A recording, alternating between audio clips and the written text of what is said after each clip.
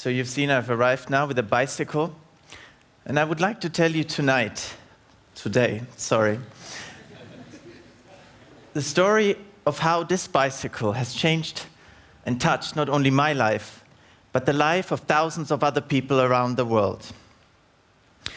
And how this bicycle, named Ghazwa, can tell us some very important lessons about life, how we can be there more for others, and how it actually can increase our own energies.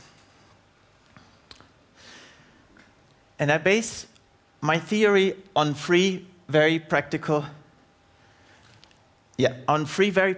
steps. And these are feel, like, and act.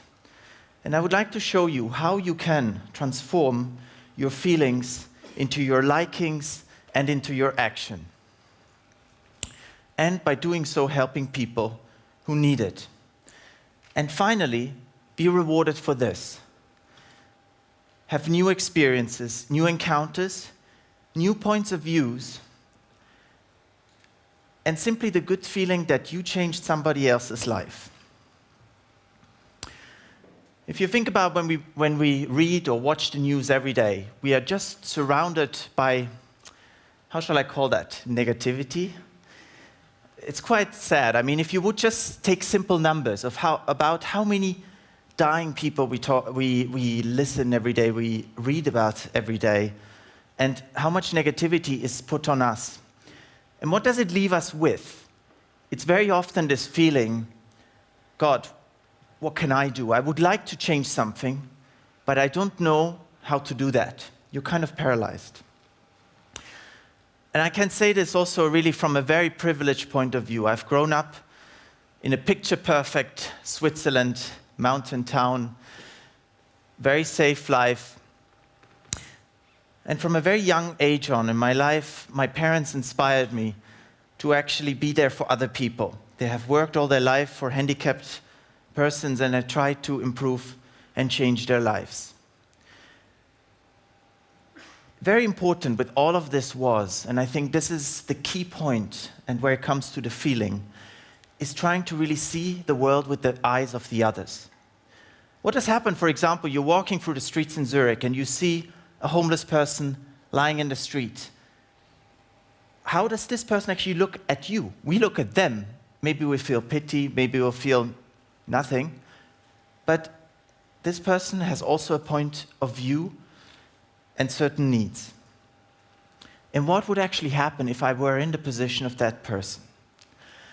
It does obviously help if you're a hopelessly optimistic person, like I am, and if you feel that you want to change things, that you just don't accept injustice and suffering. And I also realized very early on that just feeling pity doesn't help. Really, as long as pity can be translated into action, it makes a difference. So I started very early. In my student years, I shared a certain amount of my time. I worked for 4 years with homeless persons in the streets of London, provided them with emergency help, but also taught them art and photography, taking them off the streets for a couple of hours, no drinking, just doing something creative. And there I learned another lesson that's very important. I left my comfort zone. I moved into a space that I could suddenly, where I didn't feel comfortable anymore. And by doing so, I opened up for others and for myself totally new horizons. So look at this picture. That's me as a young boy. Good days, definitely more hair. And even at that time, I loved riding bicycles, and I think most of us have a lot of dreams when we're kids. We want to be firemen, we want to be adventurous. And think now about what makes you passionate, about what is the thing you really like, and what is the kind of thing that you can use and share. So, secretly, my biggest hero was always Indiana Jones. Maybe also because he was very successful with the girls. But then I started to realize, having met many heroes in my life, that a real hero doesn't have a shining armor. He doesn't have a whip. For example, Gerhard Fischer, who has worked a large part of his life to help leprosy sufferers in India, or young Archana, who's a student who dedicates most of her spare time to help mentally destitute women in South India. Or my biggest inspiration, my parents, who have been there for so many, all their lives, and who have taught me very important lessons. So this brings me to my third point. It's to combine empathy with something you like and to translate this into action. So think about your heroes and think about what inspires you about them. What makes you really go and kick? So here we go back to the student days. And I would like to base this talk somehow on this image, because I don't want you to think, God, this crazy guy and cyclist, and you will hear about this in a moment. But all of this comes back to my student desk in London, where I was sitting and I didn't want to accept that there is so much suffering in the world, and I wanted to do my part, use my energy to change people's lives. And by the way, you can see how sophisticated this headquarters was at the time. But everything started with a dream. And so I launched in 1998 my first project called Run for Help. One morning I decided I'm going to run across the Alps from Switzerland to Italy, 270 kilometers in less than 5 days. It was quite a crazy undertaking in some ways, because I had never run more than 15 kilometers at once before I did that. And suddenly I was confronted with running 2 marathons in a day. So yeah, not talking here about pain and all this kind of stuff, you know. So I managed. I arrived in less than 5 days. But the principle of Run for Help was not just to do a crazy run and, yeah, I'm the hero and I can do it. The idea was to fundraise for homeless children in Romania, to make their life better. And what had really started as this small idea, and I just thought, I didn't even advertise it that much. I was a bit worried, if I'm not going to make it, everybody will say, haha, you know, you and all your crazy ideas. Run for Help totally went out of proportion. And what did we manage to do? At the end, 300 children managed to survive an entire year, were fed and dressed and supported. So just this small idea managed to change the life of these many people. Encouraged even more, I launched another initiative in the year 2001 called Bike for Help, where I cycled from India to Switzerland. And you can see here my dear friend, we both shared this expedition. At that time, during my 10,000 kilometer journey, I fundraised for leprosy-affected persons. So why leprosy? Because it's one of those typical things that we don't want to see. It's disgusting, it's a terrible disease, and people are stigmatized.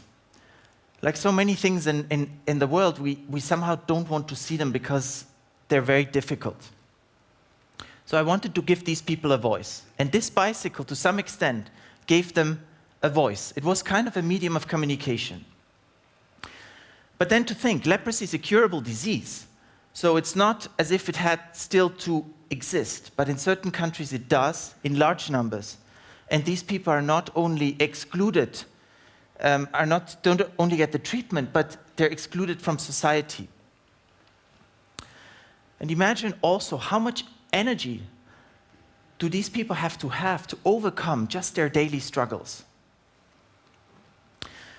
So it was a very adventurous journey. So let's go back to the Indiana Jones image. Cycling along the Afghan border, that was during the war in Afghanistan. And another very important lesson I learned was, wherever I came, I encountered incredible friendliness, people receiving me with open arms. The bike, again, as a messenger, worked perfectly, because even in the poorest countries in the world, people do cycle. that's the mean of transportation that's everywhere. And what people know, they know you need water, you need food, and you need shelter. And wherever I came, and you would talk about certain areas, and people say, oh, you're crazy, this is really dangerous. And I went there, and they received me with open arms. And to some extent, it tells you also you're never alone, even sometimes when you're caught up in snowstorms, like here in the Turkish mountains. And in these moments, when you're really lonely and you feel like, my God, I'm not going to make this is too much. I always thought, why do I do all of this? Why do I do this journey?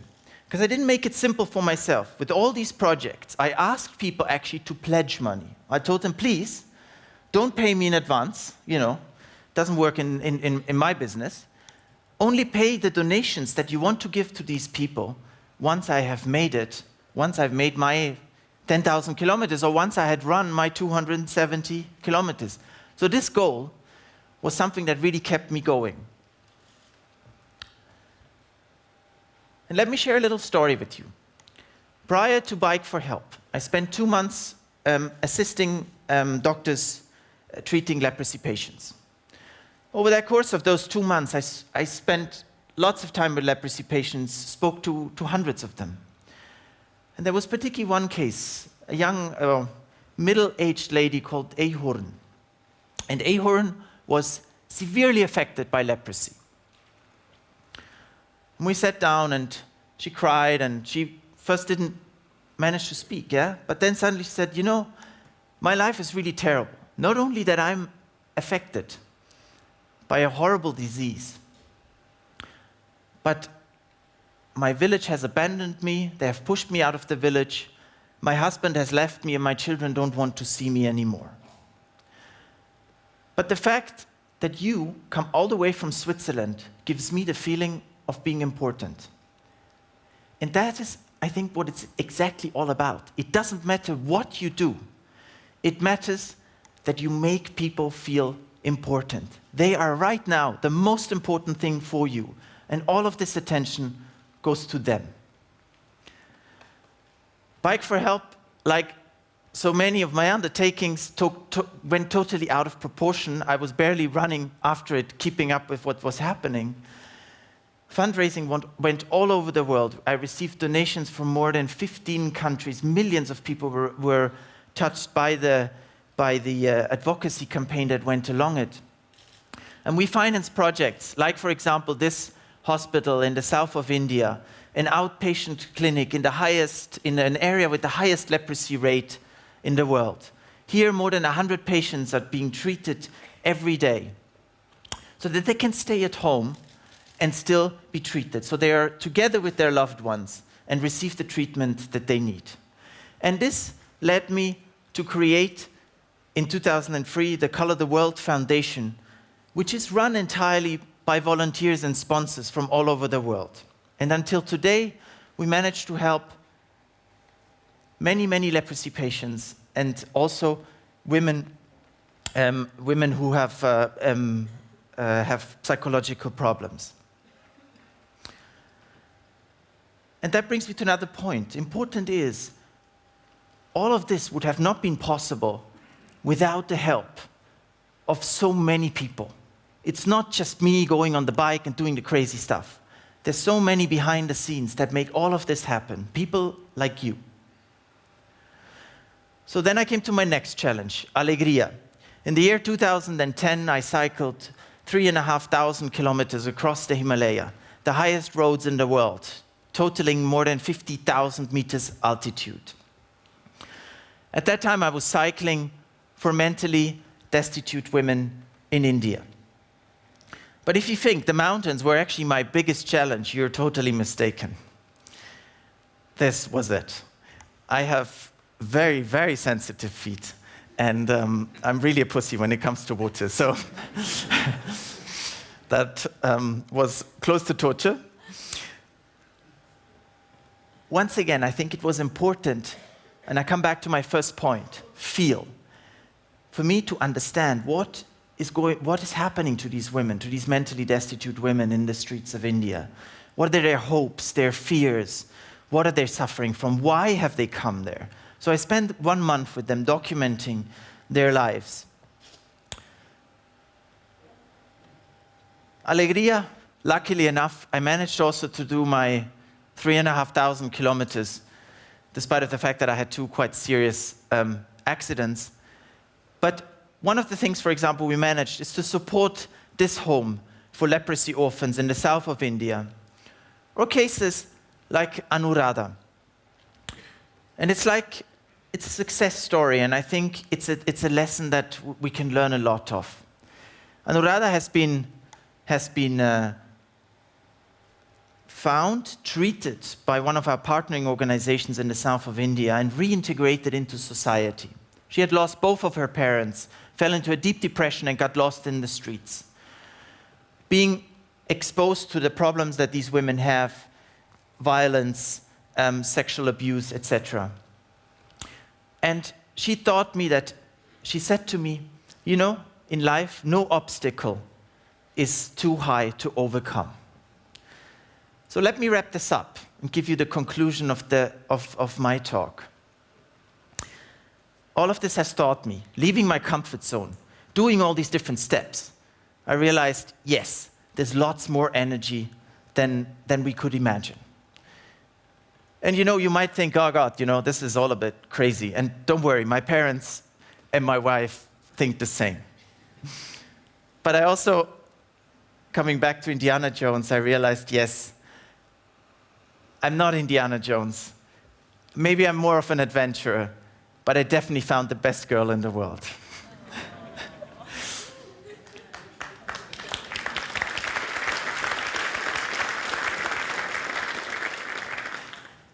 So everything started with a dream.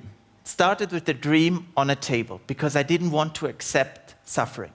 And I think this is what I'm asking tonight. Leave your comfort zone. Do something. Feel, like, and act. And I think nobody could have wrapped this talk better up than Mahatma Gandhi, who said, be the change you wish to see in the world. Thank you.